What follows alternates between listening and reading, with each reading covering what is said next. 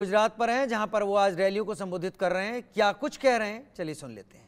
खेला गया है वो राम भक्तों को और शिव भक्तों में भेद देखते हैं, भेद करते हैं और भेद करके लड़ाना चाहते हैं।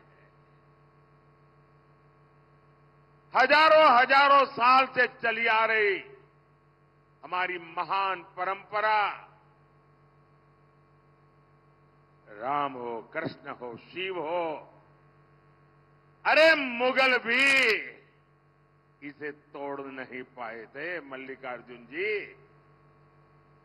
अब कांग्रेस तोड़ना चाहती है। तुष्टीकरण के लिए कांग्रेस और कितना नीचे जाएगी।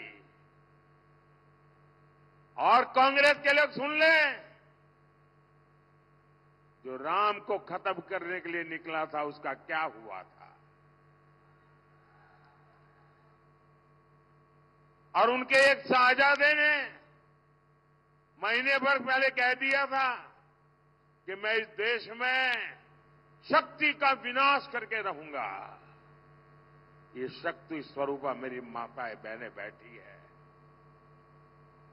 हम शक्ति के उपासक हैं।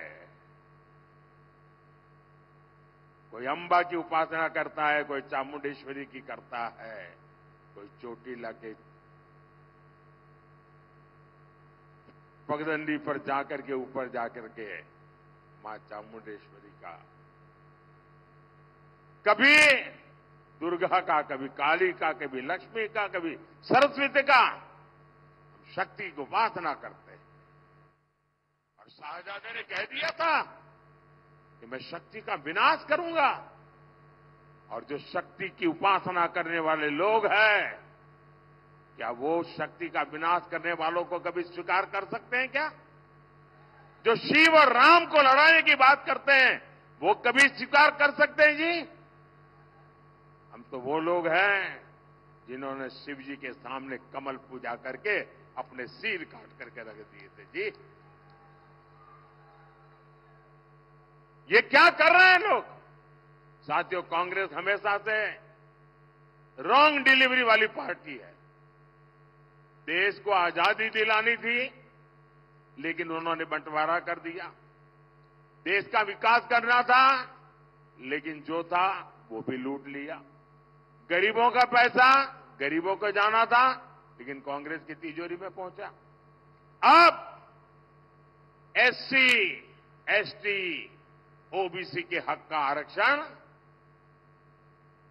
हमारे दलित, हमारे आदिवासी, हमारे बख्शीपंथ के भाई बहन, उनको जो आरक्षण मिला है, जो बाबा साहब आंबेडकर ने दिया है, जो भारत के संविधान ने दिया है, ये आरक्षण भी अब एससी, एसटी, ओबीसी से लेकर के धर्म के आधार पर मुसलमानों को डिलीवर करना चाहते हैं।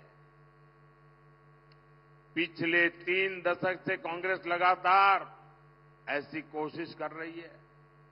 कांग्रेस ने कर्नाटका में रातों रात एक फतवा निकाला, एक पेपर निकाला, थप्पा मार दिया और कह दिया कि कर्नाटका में जितने भी मुसलमान हैं वो सबके सब ओबीसी है।